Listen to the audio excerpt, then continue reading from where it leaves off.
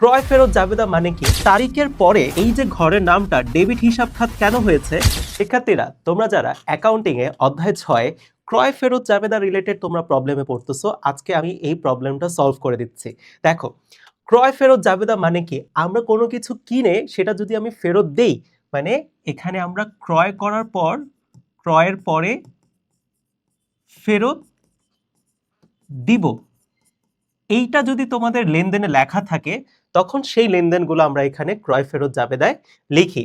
এবং তোমরা এখানে ক্রয় ফেরত জাবেদার ক্ষেত্রে যে দুইটা হিসাব দেখতে পাচ্ছ, একটা হচ্ছে প্রদেয় হিসাব আর একটা হচ্ছে ক্রয় ফেরত হিসাব। প্রদেয় হিসাব কেন আসলো? কারণ কিনে যে আমি তাদেরকে পণ্যটা ফেরত দিচ্ছি, এই ফেরতের কারণে আমাদের প্রদেয় হিসাবটা কমে আসতেছে এবং এটা ডেবিট হচ্ছে। এখন তোমরা এখানে যে ক্রয় ফেরত জাবেদার ঘরগুলো দেখতে পাচ্ছ, 5টা ঘর: তারিখ, ডেবিট হিসাব খাত, ডেবিট নোট নাম্বার, সূত্র এবং এখানে আমরা টাকাগুলো লিখব।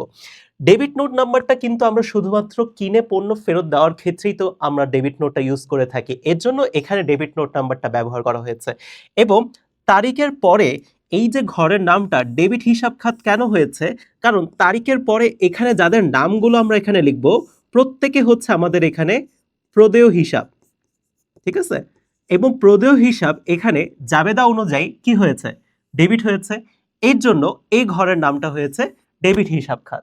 তো এইভাবে আমরা প্রত্যেকটা ক্রয় ফেরত জাবেদাগুলো এইভাবে করে থাকি। এবং তোমাদের যদি এই বিষয়টা তোমরা শিখতে চাও, দ্রুত আমাদের রিফাত একাডেমির জিরো টু হিরো ব্যাচে জয়েন হয়ে যাও।